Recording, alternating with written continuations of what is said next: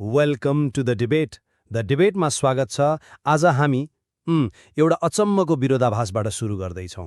साँच्चीकै नै ठूलो विरोधाभास छ यो। हो नि, हेर्नुस्, आधुनिक विज्ञानले हामीलाई क्यालोरी नाप्ने घडी दियो, म्याक्रोन्युट्रिएन्ट ट्र्याक गर्ने एपहरू दियो, मतलब पोषणको एकदमै सटिक गणित दिएको छ नि त। तर पनि मानव इतिहासमा आज जति मोटोपन, मेटाबोलिक सिन्ड्रोम र पाचन सम्बन्धी समस्याहरू कहिल्यै थिएनन्। पक्कै पनि हामीले खानेकुराको प्रत्येक ग्राम नाप्न सिक्यौं, तर सायद हाम्रो शरीरले त्यो खानेकुरालाई कसरी लिन्छ भन्ने कुरा नै बिर्स्यौं कि? एकदम सही कुरा। त्यसैले आज हामी महत्त्वपूर्ण ग्रन्थहरूका आधारमा फरक फरक दृष्टिकोणहरूको बौद्धिक विमर्श गर्दैछौँ। आजको हाम्रो विमर्शको केन्द्रमा नि प्राचीन ग्रन्थ अष्टाङ्ग सङ्ग्रहको सूत्रस्थान अन्तर्गतको अन्नपान विधि अध्याय रहेको छ। यो अध्यायले आहारलाई हेर्ने हाम्रो दृष्टिकोणै बदल्न सक्छ। पक्कै पनि। र आजको हाम्रो मुख्य प्रश्न के हो भने, के स्वस्थ जीवनका लागि आधुनिक पोषण विज्ञानले जोड दिने दैनिक क्यालोरी मापन र म्याक्रोन्युट्रिएन्ट ट्र्याकिङ पर्याप्त छ त? वाह, प्राचीन वैदिक सिद्धान्तले जोड दिएको पाचन अग्नि र कठोर आहार अनुशासन हाम्रो शरीरका लागि बढी प्रभावकारी छ। हो, म यस विमर्शमा आहारलाई वैज्ञानिक म्याक्रोन्युट्रिएन्ट, थर्मोडाइनामिक्स र क्यालोरी सन्तुलनको दृष्टिकोणबाट व्याख्या गर्दैछु, किनकि मलाई तथ्याङ्कमा विश्वास छ। अनि म चाहिँ यसलाई प्राचीन वैदिक अनुशासन र शरीर विज्ञानको दृष्टिकोणबाट हेर्दैछु। मेरो अडान एकदम स्पष्ट छ। आहारको प्रभावकारिता म्याक्रोन्युट्रिएन्टको गणितमा होइन, शरीरको पाचन अग्नि र त्यो भोजन ग्रहण गर्ने हाम्रो आन्तरिक र मनोवैज्ञानिक अवस्थामा निर्भर हुन्छ। ठिक छ। म मेरो दृष्टिकोणबाट कुरा सुरु गर्न चाहन्छु है त। हेर्नुहोस्, आधुनिक पोषण विज्ञानले हामीलाई एउटा यस्तो उपग्रहण दिएको छ जसले मानिसलाई अब अन्धविश्वास र अनुमानको अन्धकारबाट बाहिर निकालेको छ नि। त्यो हो तथ्याङ्क र जीवविज्ञानको सटिक मापन। मापन त दियो, तर सुन्नुस् न, खानाको मात्रा र त्यसको प्रभाव बुझ्ने सबैभन्दा भरपर्दो उपाय भनेको नै प्रोटिन, फ्याट र कार्बोहाइड्रेट अर्थात् म्याक्रोजको मापन हो। जब हामी क्यालोरी सन्तुलन कायम राख्छौँ, हामी शरीर विज्ञानको आधारभूत थर्मोडाइनामिक्सको नियमलाई पालना गरिरहेका हुन्छौँ। ऊर्जाको नियम हो, थर्मोडाइनामिक्सको नियम एकदम सरल छ नि। ऊर्जा न आफै बन्छ न नष्ट हुन्छ। यदि तपाईँले दिनभरिमा खर्च गर्ने ऊर्जाभन्दा कम क्यालोरी लिनुभयो भने तपाईँको तौल घट्छ, बढी लिनुभयो भने त्यो बोसोको रूपमा जम्मा हुन्छ। यो त अकाट्य सत्य हो नि, होइन र? आजको यो व्यस्त संसारमा जहाँ प्रशोधित खानेकुराहरू जताततै छन्, म्याक्रो ट्र्याकिङले हामीलाई ओभर इटिङबाट बचाउँछ। म तपाईँको यो वैज्ञानिक र गणितीय दृष्टिकोणको गहिरो सम्मान गर्छु। तथ्याङ्कले मानिसले एक प्रकारको अनुशासन पक्कै दिन्छ, विशेष गरी आजको यो अनियन्त्रित खानपानको युगमा। तर म यसलाई पूर्ण रूपमा फरक कोणबाट हेर्छु। कस्तो फरक कोण? शरीर भनेको नि कुनै निर्जीव मेसिन वा कम्बसन इन्जिन होइन जहाँ तपाईँले पेट्रोल हाल्नुभयो र त्यो सिधै बल्छ। शरीर त एउटा अत्यन्तै संवेदनशील र प्रतिक्रियात्मक जैविक प्रणाली हो। अष्टाङ्ग सङ्ग्रहले स्पष्ट रूपमा भनेको छ, अग्निमूलम च देहधारणमेति। अग्निमूलम, यसको मतलब? अर्थात् यो शरीर धारण गर्नु र स्वस्थ रहनुको मूल कारण नै अग्नि वा मेटाबोलिक क्षमता हो। तपाईँले जतिसुकै सन्तुलित र मानव उत्कृष्ट म्याक्रोन्युट्रिएन्ट भएको खाना खानुहोस्, यदि तपाईँको शरीरको त्यो खाना पचाउने र रूपान्तरण गर्ने अग्नि नै बलियो छैन भने नि त्यो सन्तुलित खाना पनि शरीरमा गएर ऊर्जा बन्नुको साटो विष वा आमको कारण बन्छ। वैदिक दृष्टिकोणमा भोजनको फाइदा केवल त्यसभित्र रहेका रासायनिक तत्त्वहरूमा मात्र सीमित छैन। यो त 7वटा विशिष्ट कारणहरूमा निर्भर हुन्छ। 7वटा? क्यालोरी बाहेक अरू 7वटा? हो नि। स्वभाव, संयोग, संस्कार अर्थात् खाना पकाउने विधि, मात्रा, देश, काल र उपयोग व्यवस्था। तपाईँको त्यो क्यालोरी मापनले यी अत्यन्त सूक्ष्म तर महत्त्वपूर्ण आन्तरिक अवस्थाहरूलाई त पूर्ण रूपमा व्यवस्था गर्छ नि। खै, म तपाईँले भनेको अग्निको अवधारणा त बुझ्छु। आधुनिक विज्ञानमा हामी यसलाई अब बेसल मेटाबोलिक रेट, एन्जाइमहरूको उत्पादन र समग्र चयापचयको रूपमा बुझ्न सक्छौँ। तर यहाँनिर एउटा गम्भीर प्रश्न उठ्छ नि। के प्रश्न? यदि हामीले अग्निलाई नै मुख्य मान्ने हो भने हामीले कति खाने भनेर कसरी निर्धारण गर्ने त? आधुनिक विज्ञानले त मेरो उचाइ, तौल, उमेर र शारीरिक गतिविधि हेरेर मलाई दिनमा 2500 क्यालोरी चाहिन्छ भनेर ठ्याक्कै भनिदिन्छ एपले।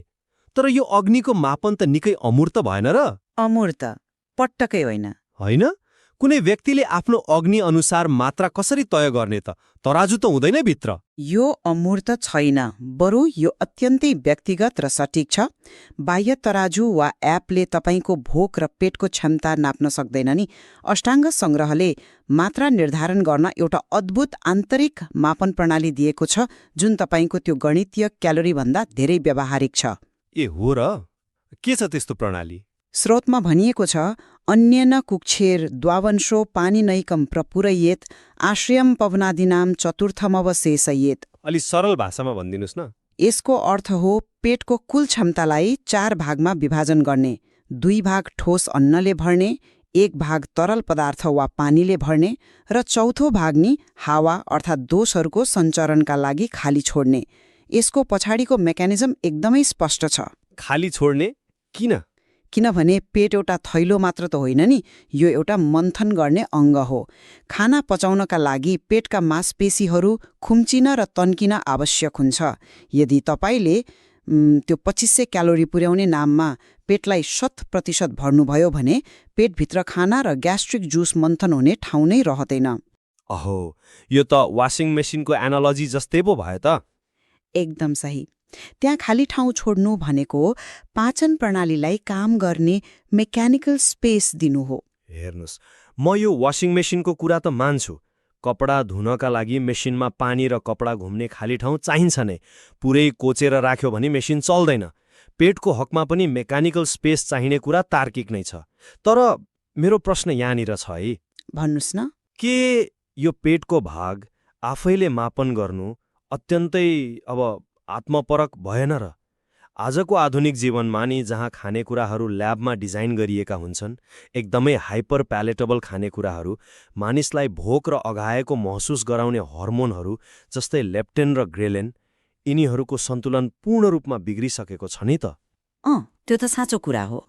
होइन, चिनी र फ्याट मिश्रित खानेकुरा खाँदा हाम्रो मस्तिष्कको रिवार्ड सेन्टर यति धेरै सक्रिय हुन्छ कि लेप्टिनले पेट भर्यो भनेर पठाएको सङ्केत मस्तिष्कले सुन्दैन। व्यक्तिले आफ्नो आन्तरिक मापन गर्न नसक्ने र त्यो भोकको सङ्केतले काम गर्न छोडेकाले नै बाह्य क्यालोरी मापन आवश्यक परेको होइन र? एपहरू त हाम्रो भत्किएको जैविक प्रणालीको लागि एउटा बैशाखी मात्र हुन् नि। तपाईले आजको समाजको यथार्थलाई र हर्मोनल असन्तुलनलाई एकदम सही ढङ्गले औल्याउनु भयो। मानिसहरू आफ्नो शरीरको सङ्केतबाट विच्छेद भएका छन्। उनीहरूको लेप्टिन प्रतिरोधात्मक भएको छ, त्यो म मान्छु। तर के? तर समाधान भनेको समस्यालाई अझ बढावा दिनु होइन नि। बैशाखीको निरन्तर प्रयोगले त खुट्टालाई झन कमजोर बनाउँछ होइन र? अष्टाङ्ग सङ्ग्रहले हामीलाई शरीरसँग पुनः जोडिन सिकाउँछ। जब व्यक्तिले ममेगम सात्म्योमेदम असात्म्योमिति अर्थात् यो मेरो लागि अनुकूल छ, यो प्रतिकूल छ भनेर नित्य आफैलाई परीक्षण गर्छ नि, तब उसको त्यो आन्तरिक चेतना जागृत हुन्छ। तर एपले त ठ्याक्कै भनिदिन्छ नि कति खाने भनेर। तपाईले प्राकृतिक अप्रशोधित खानेकुराहरू खाएर आफ्नो पेटको त्यो चौथो भाग खाली छोड्ने अभ्यास गर्नुहुन्छ नि, तब तपाईँको मस्तिष्क र अग्निको समन्वय बिस्तारै पुनर्स्थापित हुन्छ। बाह्य मापनमा मात्र भर पर्दा त मानिसले आफ्नो भोकको सङ्केत सुन्नै छोड्छ। त्यो निकै चाखलाग्दो तर्क हो। शरीरसँगको विच्छेदलाई बाह्य उपकरणले झन गहिरो बनाउँछ र प्राकृतिक खानेकुराले हर्मोनल सेन्सरलाई फेरि सक्रिय बनाउन सक्छ भन्ने तपाईँको भनाइमा दम छ। तर अब समयको कुरा गरौँ न। हस् गरौँ। यदि हामीले यो 4 भागको सिद्धान्त लागू गर्यौं र पेटमा खाली ठाउँ छोड्यौं भने त्यसले हाम्रो पाचनको समयरेखालाई कसरी असर गर्छ? यदि मात्रा आन्तरिक रूपमा तय गरिन्छ भने समयको बारेमा के भन्ने? आधुनिक विज्ञानले त इन्टरमिटेन्ट फास्टिङ जस्ता समय आधारित नियमहरू बनाएको छ नि। 16 घण्टा नखाने, 8 घण्टा खाने। अछिल निकै चलेको छ यो। वही यसले शरीरलाई अटोफेजी अर्थात् सेलुलर मर्मतको अवस्थामा लैजान्छ। वा अर्कोतर्फ हेर्ने हो भने खेलकुद विज्ञानले मेटाबोलिजम बढाउन दिनमा 5-6 पटक थोरै खाने नियमहरू अघि सारेको छ। यी सबै त घडीमा आधारित प्रणाली हुन् जसले इन्सुलिनको स्तरलाई नियन्त्रण गर्न मद्दत गर्छन्। मलाई माफ गर्नुहोला, तर म यो घडीमा आधारित कृत्रिम भोजन प्रणालीलाई पूर्ण रूपमा अस्वीकार गर्छु। वैदिक दृष्टिकोणले भित्ताको घडीलाई समय मान्दैन। भित्ताको घडीलाई मान्दैन अनि केलाई मान्छ त? यसले जीर्ण अर्थात् अघिल्लो खाना पूर्ण रूपमा पचिसकेको अवस्थालाई मात्र भोजनको सही र प्राकृतिक समय मान्छ। तपाईको घडीले दिउँसोको 1 बजायो वा एपले ल है स्न्याक्स खाने बेला भयो भन्दैमा खाने होइन नि। तर एपले त मेटाबोलिजम एक्टिभ राख्न भन्छ नि। सुन्नुस्, अष्टाङ्ग सङ्ग्रहले स्पष्ट भनेको छ, अजीर्णेपि पूर्वस्याहारस्य अपरिणतो रस उत्तरेण उपसंसृज्यमानः सर्वान् दोषान् प्रकोपयत्याशु। यसको अर्थ के हो नि?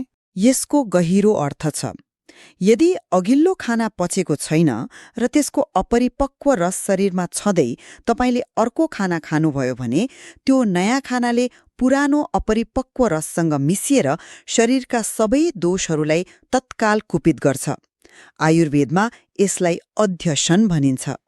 हरेक 2 घण्टामा थोरै थोरै खाँदा शरीरको प्राकृतिक अग्निलाई विश्राम नै मिल्दैन।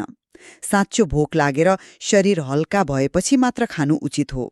अहो, यो त बल्दै गरेको आगोमा पहिलो दाउरा नबल्दै अर्को काँचो दाउरा थपेर आगो निभाए जस्तै भयो त। म यसको पछाडिको आधुनिक जैविक मेकानिजम बुझ्छु नि। हो, ठ्याक्कै त्यस्तै हो। हेर्नुस्, पेटले अघिल्लो खानाको प्रोटिन टुक्र्याउन अत्यन्त कडा ग्यास्ट्रिक एसिड रिलिज गरिरहेको हुन्छ, जसले पेटको पीएच लेभल 1.5 देखि 3.5 सम्म झार्छ। यो बेला तपाईले नयाँ खाना थप्नुभयो भने त्यो नयाँ खानाले पेटको एसिडलाई डाइल्युट गरिदिन्छ। पीएच बिग्रिएपछि न पुरानो खाना पच्छ न नयाँ, दुवै पेटमा कुहिन थाल्छन्। यो कुरा म स्वीकार गर्छु, तर के? तर एमिनो एसिड चाहिन्छ। दोस्रो कुरा, के आजको कर्पोरेट अफिसको तालिकाले हाम्रो पाचन अग्निको प्रतीक्षा गर्न सक्छ र? यदि कसैको मिटिङ दिउँसो 2 बजेदेखि 5 बजेसम्म छ भने उसले 1 बजे भोक नलागे पनि खानै पर्न बाध्यता हुन्छ नि। तपाईले यहाँ 2वटा महत्त्वपूर्ण कुरा उठाउनुभयो। पहिले एथलिटको कुरा गरौँ। तपाईँ मांसपेशीको वृद्धिलाई मात्र हेरिरहनु भएको छ, तर त्यो एमिनो एसिडलाई निरन्तर प्रशोधन गर्नुपर्दा कलेजो र आन्द्रामा पर्ने निरन्तरको तनावलाई त व्यवस्था गर्दै हुनुहुन्छ नि। तनाव त पर्छ, हो। पाचन भनेको अत्यन्तै ऊर्जा खपत हुने प्रक्रिया हो। यदि शरीर सधैँ खाना पचाइरहनुमै व्यस्त हुन्छ भने कोषहरूको मर्मत र टक्सिन फाल्ने काम कहिले हुन्छ त? अनि अर्को कुरा, कर्पोरेट तालिकाको प्रश्न यो हो कि हामी हाम्रो शरीरको जैविक आवश्यकतालाई कर्पोरेट तालिकाको अनुकूल बनाउने कि कर्पोरेट तालिकालाई शरीरको अनुकूल? खै, व्यवहारमा त अफिसकै तालिका मान्नु पर्ने हुन्छ नि धेरैले। तर भोक नलागी केवल घडी हेरेर खाँदा ग्रन्थका अनुसार त्यो अतीतकाल वा अप्राप्तकालको भोजन बन्छ। त्यसले अन्नारुचिञ्च पुनरुपहन्ति अर्थात् खानाप्रतिको प्राकृतिक रुचि नै नष्ट गर्छ र त्यो पेटमा गएर विषमा परिणत हुन्छ। तपाईले भनेको त्यो व्यावहारिक बाध्यताले नै आज मानिसलाई दीर्घरोगी बनाइरहेको छ। आधुनिक पोषणले क्यालोरी त मिलाउला, तर त्यो जैविक घडीको विपरीत खाइएको खानाले सिस्टमिक इन्फ्लामेसन गराइरहेको हुन्छ। म देख्दैछु कि कसरी आधुनिक सुविधा र प्राचीन जैविक सिद्धान्तबीच यहाँ ठूलो घर्षण छ। तपाईले अघि अटोफेजीको अवधारणालाई वैदिक जीर्णसँग जोड्नु भएको कुरा निकै शक्तिशाली लाग्यो मलाई। तर अब यदि पाचन र अग्नि नै सर्वोपरि हो भने हामीले खाएको खानाको तापक्रम र खाने तरिकाले त्यसलाई कसरी असर गर्छ? तापक्रम र खाने तरिकाको भूमिका त झन् ठूलो छ नि। किनभने आधुनिक आहारमा त के खाइँदैछ भन्ने कुरा मुख्य हुन्छ। जस्तै व्यस्त मानिसले दिउँसो चिसो सलाद खान्छ वा जिम गएपछि एकदमै चिसो पानीमा प्रोटिन शेक घोलेर हतार हतार पिउँछ नि। आधुनिक विज्ञान भन्छ यदि त्यसमा 30 ग्राम प्रोटिन छ भने तपाईले त्यसलाई जसरी खाए पनि शरीरले त्यो प्रोटिन पाउँछ। ड्राइभ गर्दै खानु वा स्क्रिन अगाडि बसेर खानु आजको यथार्थ हो नि त। यो नै आधुनिक पोषण विज्ञानको सबैभन्दा ठूलो अन्धोपन हो जस्तो लाग्छ मलाई। अन्धोपन कसरी? प्रोटिन 30 ग्राम भए पनि त्यो शरीरले ग्रहण गर्न सक्ने अवस्थामा छ कि छैन भन्ने कुरा खाने तरिकाले निर्धारण गर्छ नि। अष्टाङ्ग सङ्ग्रहमा खाना खाने तरिकाको लागि अत्यन्तै वैज्ञानिक नियम छ। स्निग्धम लघुष्णम अविलम्बितम अनतिद्रुतम अजल्पन नहस स्तन्मनः समीक्ष्य सम्यगात्मनम। ओहो, यो त निकै लामो श्लोक भयो, अलि प्रष्ट पारिदिनुस् न। यसको अर्थ हुन्छ खाना चिल्लो, हल्का तातो, धेरै ढिलो वा धेरै छिटो नगरी, नबोली नहाँसी र पूर्ण रूपमा एकाग्र भएर अर्थात् तन्मनाह भएर खानुपर्छ। जब तपाईँ जिमपछि एकदमै चिसो प्रोटिन सेक पिउनुहुन्छ नि, त्यसले तपाईँको अग्निलाई त्यही जमाइदिन्छ। चिसो तरल पदार्थ पेटमा पुग्ने बित्तिकै रक्तनलीहरू कुम्चिन्छन् र पाचन प्रणालीमा रगतको प्रवाह कम हुन्छ। त्यति मात्र होइन, अति छिटो खाँदा खाना गलत बाटोमा जाने, शरीरले त्यसको गुण र दोष छुट्याउन नसक्ने र भोजनको पाचन राम्रोसँग नहुने हुन्छ। हेर्नुस्, चिसो पानीले रक्तनली खुम्चाउँछ भन्ने कुरा त ठिक हो, तर आधुनिक विज्ञानले यो पनि भन्छ नि, शरीरले थर्मोजेनेसिस मार्फत त्यो चिसो तरललाई केही मिनेटमै आफ्नो भित्री तापक्रममा ल्याइहाल्छ नि। तर खै तपाईँले भनेको एउटा कुरा भने मलाई वैज्ञानिक दृष्टिकोणबाट पनि एकदमै सही लाग्यो। कुन कुरा? इन्जाइमहरूको कार्यक्षमता। हाम्रो पेटमा प्रोटिन टुक्र्याउने पेठिन जस्ता इन्जाइमहरूले काम गर्नको लागि शरीरको तापक्रम 37 डिग्री नै हुन आवश्यक छ। चिसो खानेकुरा हाल्दा शरीरले पहिले त्यो तताउन ऊर्जा खर्च गर्नुपर्छ, जसले पाचन प्रक्रियालाई पक्कै पज गरिदिन्छ। हो नि, त्यही त भनेको मैले। अनि अर्को कुरा, तपाईँले जुन तन्मनाहा अर्थात् एकाग्र भएर खानेकुरा गर्नुभयो नि, त्यसलाई आधुनिक न्युरोलोजीले पनि पूर्ण रूपमा समर्थन गर्छ। ए हो र? कसरी? जब हामी गाडी चलाउँदै वा मिटिङको तनावमा खान्छौँ नि, हाम्रो शरीर सिम्प्याथेटिक नर्भस सिस्टम अर्थात् फाइट अर फ्लाइट मोडमा हुन्छ।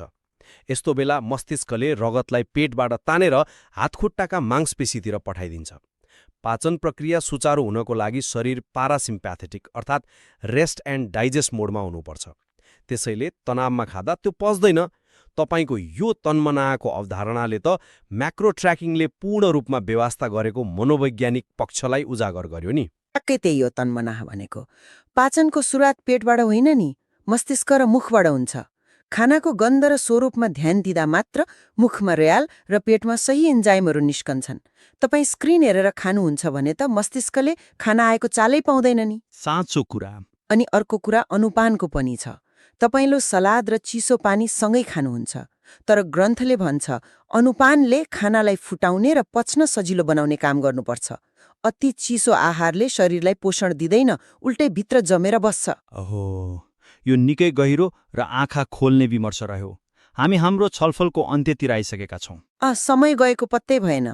आजको यो बृहत विमर्शलाई म यसरी सारांशित गर्न चाहन्छु। म एक आधुनिक विज्ञान र तथ्याङ्कको विश्लेषकको रूपमा यो कुरा खुसीसाथ स्वीकार गर्छु कि केवल क्यालोरी र म्याक्रो ट्र्याकिङको स्प्रेडसिटले मात्र शरीरको पूर्ण कथा भन्दैन।